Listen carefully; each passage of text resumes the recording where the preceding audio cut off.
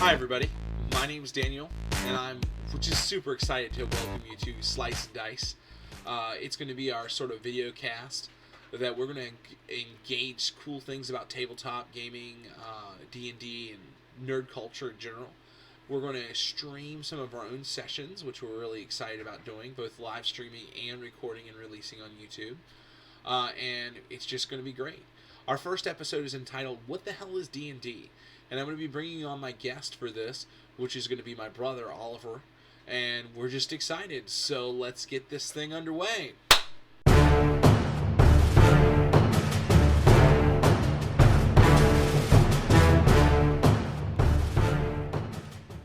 So, Oliver, you're our guest this week on Storytime, and I wanted to sort of give a chance for you to share one of your amazing D&D anecdotes. I know you've played in a lot of sessions growing up, as me DMing a lot. You actually moving off and doing your own DMing, which is super cool. I wanted you to share one of your cool anecdotes of how you guys went about solving a problem in a non-traditional means. And then after you do that, we'll move on to what will be the girth of our conversation today. So, you want to share an anecdote with us now? Yeah, of course. Well, as you stated, I've played in a lot of different campaigns. I've ran a few of my own. But I thought, to keep this going and keep you interested as well, we'll go to one of the ones you've ran with a infamous story of my most infamous character, Glib Fizzlesprocket. Oh, Glib. I have great memories of good Glib. His Nomi explosiveness and his whole form here. Indeed. It was quite the character. Yes, you notice he's such a character, I just used the word explosive-y. Like, that is the most complex adjective I put together today. Go ahead. Well, so I guess we'll start early with, I think it was our second mission we ran of the campaign. A group of students had been taken from the college. From our intel that we'd received, it was a band of kind of the savage races, goblins and the like, led by a quite powerful and well-presented, kind of semi-famous orc. Savage, you're racist, sir. You're racist. Orc lives matter. No, go ahead. I agree. The goblins can go fuck themselves. It's a family show, sir. Go ahead. Okay. So, moving on. We'd tracked the camp to where the bad guys had held up for the night after they'd gotten in, infiltrated the school, taken some of the students and gotten out. They were located just on the edge of a forest. We'd gotten close. We were just ready, starting our ambush. And everyone rolled their initiative, and I went first. I rolled a 19. So, what do I do? This small, kind of on the, we won't say the most level-headed Nomish character. Not gonna go charging head first into a group of brutish things that want to rip me limb from limb. It's probably a legitimate strategy. My first turn is I run off into the woods and light a tree on fire. Which, I remember this well. I had everyone around the table, attack them. You're going first, do something. Not lighting this tree on fire. That's what I'm doing. Just trust me. And so, everyone else took their turn. Our mage threw a fire spell and disrupted their campfire they had and actually killed one of the goblins. And then our warrior came up and our fighter came up acting all justice, and I am a great warrior of this school, and you shall give up now, and we shall show you mercy, and blah blah blah blah blah. you know, the typical kind of Bravado. character. That bravado. That bravado. Oh, I remember him very well. He was the kind of guy who played like that over the top lawful good character. Even if he wasn't lawful good, that's what he Yeah. did. You're going to But- see that. You're going to see that when you start playing D&D, guys out there, or if you have, I'm sure you have stories of that person that no matter what they say their character's alignment is, they're going to do what their character would do normally. So, Yeah. Oh, you're supposed to be lawful good, but I want to behead them all and put them on stakes. yeah, as a DM, you really got to try to rein that in, but at the same time, you're trying to let everybody have fun. So, Yeah. don't be a dick about it. But I don't think a paladin would brutally murder people in cold blood here, Bob. Anyway, go ahead with your story.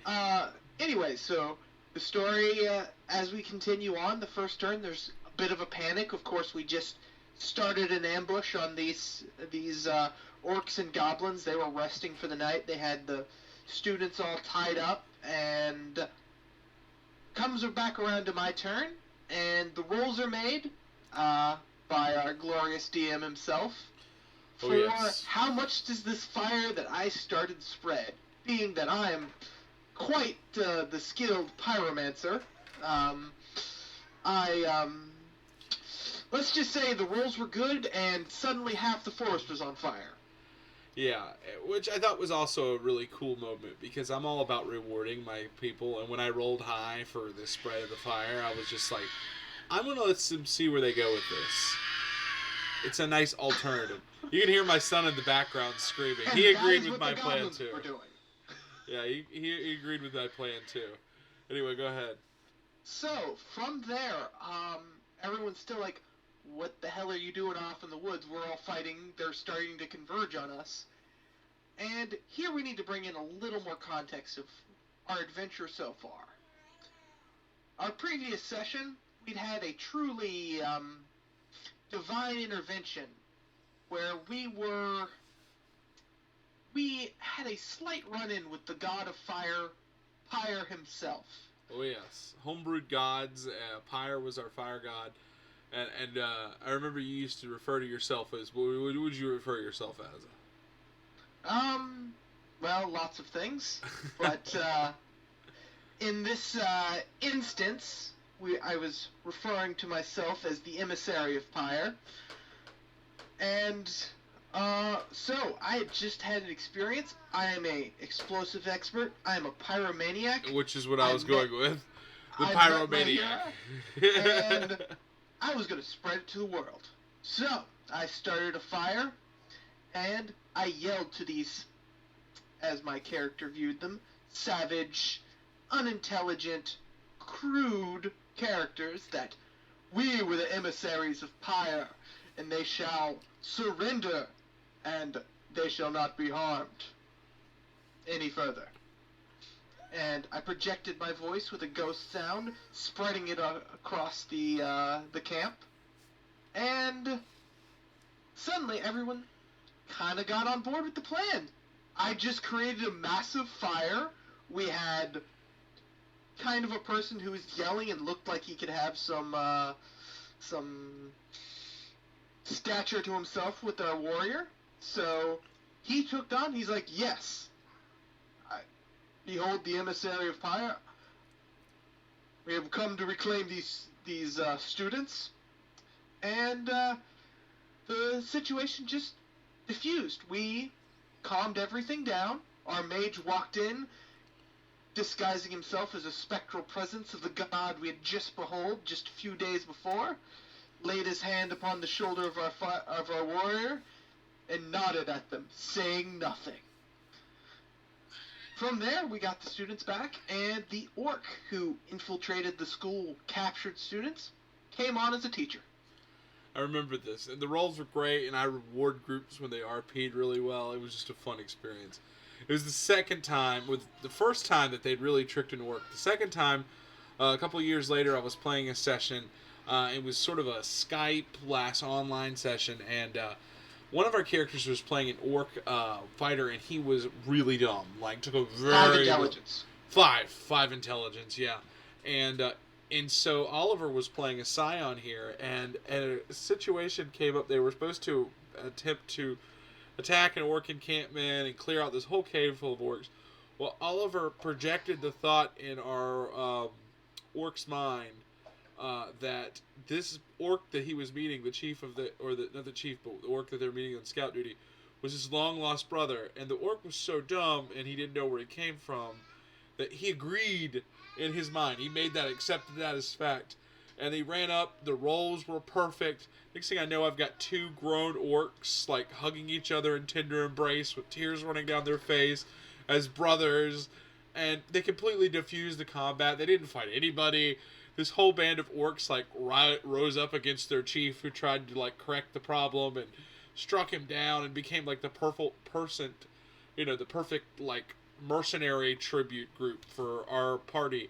And our party used to go check on him and get money sent to him from their orc band, and they would send the orcs off on, like, good Robin Hood style missions, like, oh, this evil king is manipulating and taxing his people, you should go rob his merchants. And next thing I know, they made, like, something I hadn't even planned, like this reoccurring element in their sessions. I think that's something super awesome as a DM. So thank you for sharing your story, Oliver. Oh, thank you for having me. And we're looking forward to getting right into the rest of this here. But that was a great story time. Thank you. Hi. All right. So we're to the meat of today's discussion. So what this episode is entitled is Episode 1, What the Hell is D&D? And so I felt like there was no other way to approach it than ask that question right now. Again, with me is my brother, Oliver Manser. And we're going to both go through this and just sort of give you our perspectives on things. So, question number 1, what the hell is D&D? All right, Dungeons & Dragons is a board game. It was created by Gary Gygax years ago. Okay? I can go back and look at the specifics, but then we're not worried about those kind of factoid information right now. What we want to know is, what is it? And I'm going to give you my quickest definition, then I'm going to let Oliver sort of hit off what his is, and then we're going to sort of explain. What it is a tabletop game that lets you expand your game as much as your imagination will allow.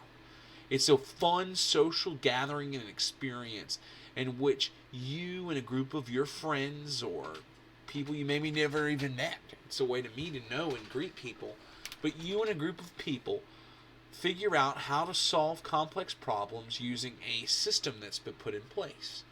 Now, here's the great thing. It's about RP. This is role-playing at its finest. This is letting you go out and discover who you want to be. Yeah, there's stats, there's statistics, there's a character sheet, but at the end of the day, you solve the problems the way you can based on the system that's in place.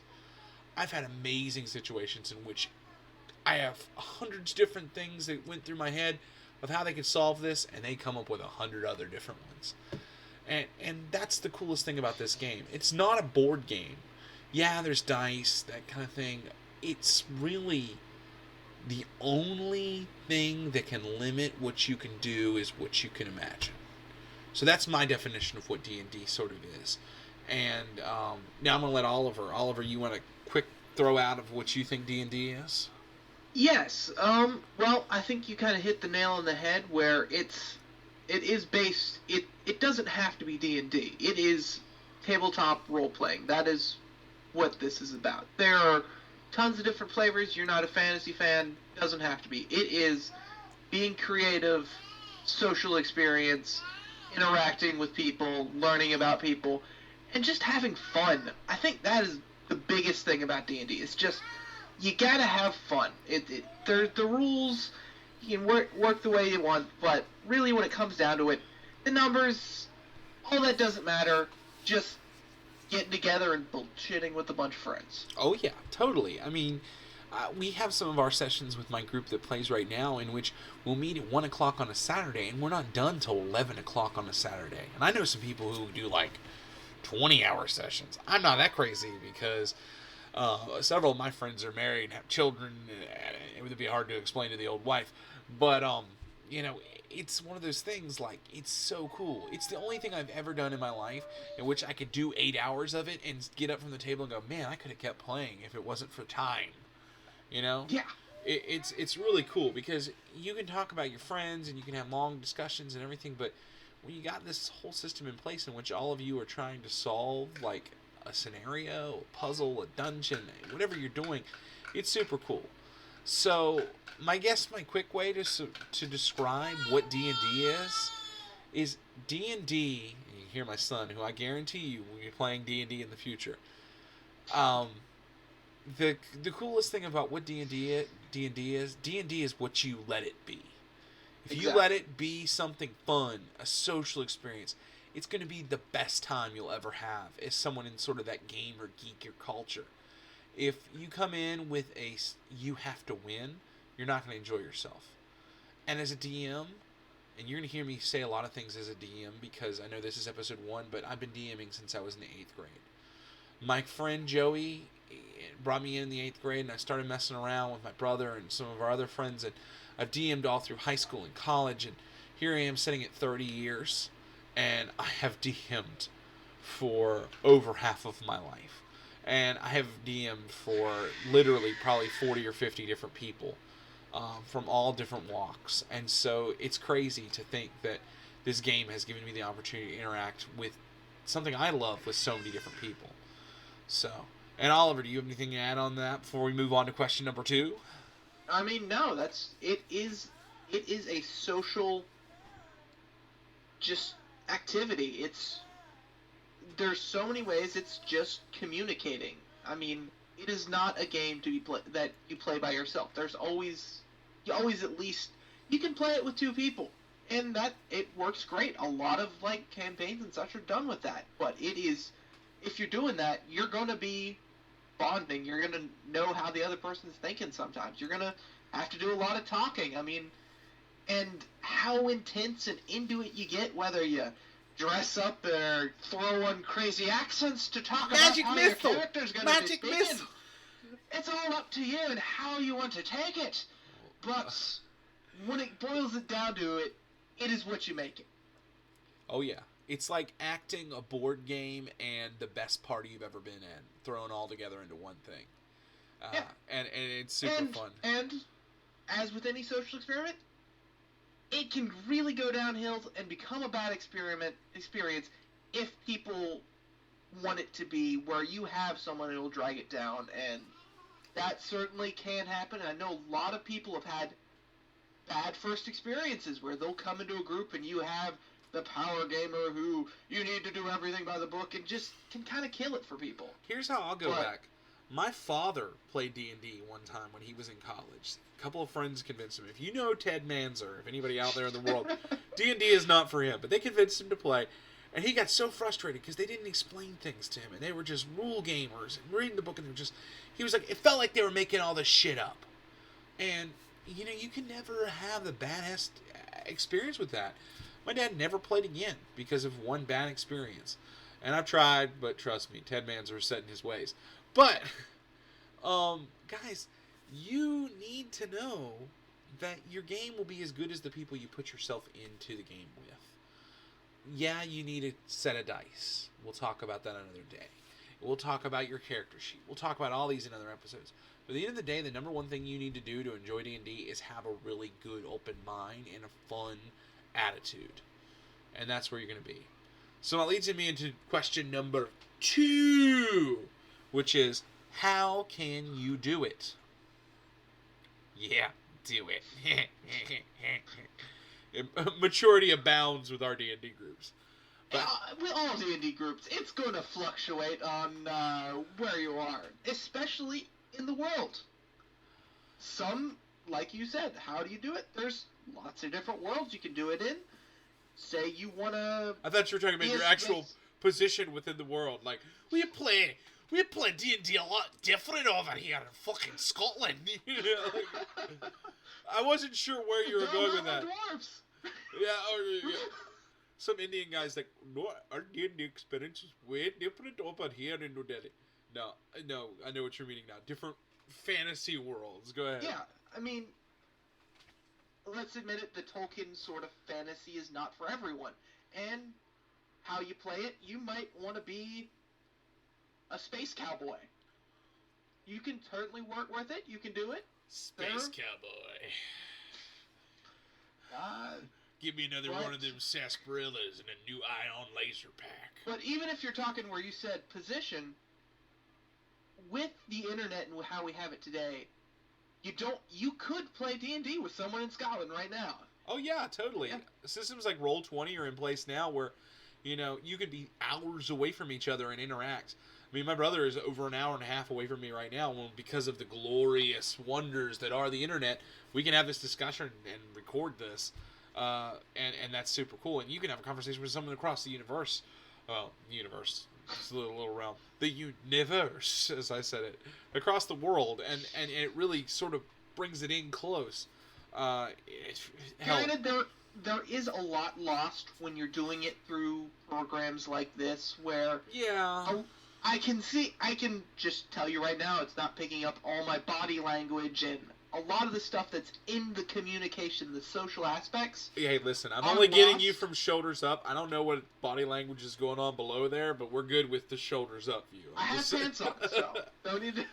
We have pants. We can confirm. I don't. No. But no. My wife certainly is the in the best next room. I'm pretty experiences sure I've ever had have she can been confirm I do. in a room, a bunch of guys together, guys and girls. Yeah. Not. I some ran of a the session best- when I was in college. I think that's the misconceptions about D&D is that it's a bunch of dudes playing a game around a table. I ran a session in college in which we had 4 girls in our group and 2 guys. And you don't see that very often, but it is out there. I've seen sessions with all girls. D&D does not depend on sex. I mean, well, there's a lot of sessions where a lot of horny dudes trying to have sex, but no, it does not depend on sex. Like, it is all based on your player's imagination. One thing I will say, and this is a personal gripe, is I'm not a big fan of when people play the opposite sex. It's really awkward. I have a friend of mine who tries to play females, and it's like, you can be anything you want agree. except that. Personal DM, I try to forbid it from my players, just because it's rarely done right. Some people can do it. We'll do a whole episode on playing characters and what you should and shouldn't do, but you know, it lets you be what you want to be. I mean, the one thing I will discourage, and this is a bad experience I've had with a lot of players, is they want to be a character. I want to be Wolverine. It's like, you know, I want to be Deadpool. Give me this belt that allows me to teleport, and I'm going to have a fast healing because I'm going to be a barbarian. Guys, just be a character. Don't be a character. You know, like, you can make a little backstory for yourself. Do that. Be something. Right. And it's okay to take aspects from everything you look at. It's okay to be like, I want to be the gruff sort of mentality that Wolverine has. I like that, and I think I can play that. But don't try to be like, okay, now I'm going to get myself claws and put metal on my bones. Exactly. I think that's taking it a little too far, and I think most people will agree. Reel it in a little bit. Reel it in. There are some tabletops where you actually do play as the characters. And you are. Yeah, those- that's an example of how can you do it. You can do it a lot of ways. I've seen versions where it's based on similar systems to D&D, the tabletop role playing, where you could be mice and creatures. You could be Jedis. Star Wars is amazing. I mean, heck, the Star Wars gameplay is wonderful. I had a great experience where I was playing a Mandalorian. I know you were a scout, like sniper, and we were killing everybody. It was wonderful. All the people were Jedis, and we were like, why would you be a Jedi, loser? And so that brings me to my third option, which is, what are your recommendations for someone who's like, well, you made it sound awesome. You made it sound like something I really want to try with my friends. How do I get started? What are your recommendations for someone who has those questions? My recommendation, as of the current layout of games out there, highly recommend for getting into the game 5th edition of D&D. It's very streamlined. They simplified a lot of things, but it still works. You can still do a lot. And they've taken a lot of the numbers out of it that sort of complicated and bogged down with a lot of old versions. I totally agree. And it's really nice. However, for people who are more, they've been experienced with it, and you want to have a little more option, Pathfinder, which is a great 3.75 basically, right? Yes, basically 3.75, and it does add a lot more of those numbers, and it does add so much more that you can do, as in they've already got pre-established rules that you can work with, and they have, recommendations on how to build it to what you want to do.